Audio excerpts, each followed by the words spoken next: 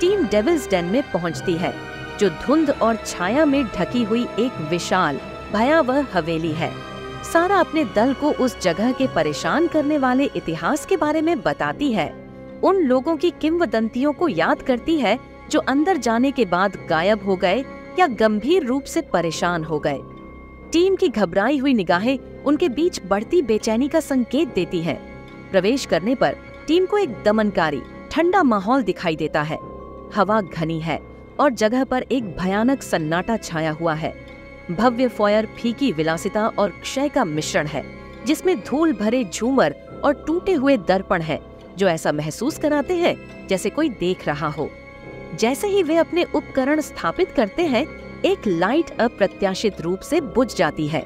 सारा और टीम को खाली कमरों में हल्की हल्की फुसफुसाहट और कदमों की आवाज सुनाई देती है, जो तेज हो जाती है, हालांकि उन्हें कोई दिखाई नहीं देता है। टीम एक संकीर्ण गलियारे की खोज करती है, जहां पिछले जांचकर्ताओं ने खोई हुई आत्माओं को देखने की सूचना दी थी। वे पुराने जमाने के कपड़ों में भूतिया आकृतियों की झलक पाते हैं, जो इस तरह भटक रही हैं मानो पीड़ा के अंतहीन चक्र में फंस गई हो।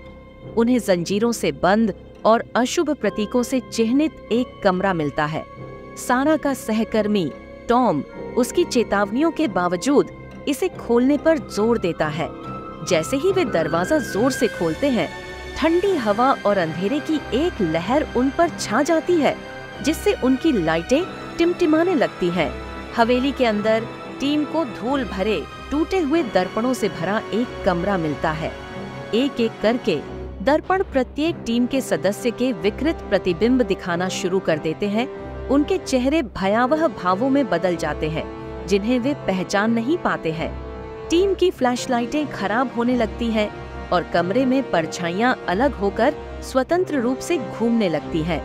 एक छाया दूसरों की तुलना में अधिक गहरी और अधिक महत्वपूर्ण एक मानवीय आकार लेना शुरू कर देती है और उनकी ओर बढ़ती है। सारा को हवेली के अतीत के निवासियों द्वारा एक प्राचीन दानव को बुलाते हुए, एक अंधेरे अनुष्ठान का प्रदर्शन करते हुए एक भयावह दृश्य का अनुभव होता है। वह अनुष्ठान के भीतर खुद की झलक देखती है, जैसे कि उसे अगले शिकार की भूमिका के लिए मजबूर किया जा रहा हो। जवाब के लिए बेताब टीम को तहखाने की ओर जाने वाली सीढ़ियां मिलती है, जिसके बारे में अफवाह है कि यहीं पर सबसे अंधेरे अनुष्ठान हुए थे। तहखाना रहस्यमय प्रतीकों और जानवरों की हड्डियों से भरा हुआ है। हवा क्षय की दुर्गंध से भरी हुई है। वे एक तीव्र द्वेषपूर्ण शक्ति की उपस्थिति को महसूस करते हैं। जैसे ही टीम खोज करती है, अंधेरे का शैतान उनके सामने प्रकट होता है, जो लाल आंखों को छेदने वाली एक विशाल छाया आकृति है। यह अप्राकृतिक गति से आगे बढ़ता है, जिससे टीम को पीछे हटने के लिए मजबूर होना पड़ता है, लेकिन उन्हें लगता है कि प्रत्येक निकास अधिक छायाओं द्वारा अवरुद्ध है।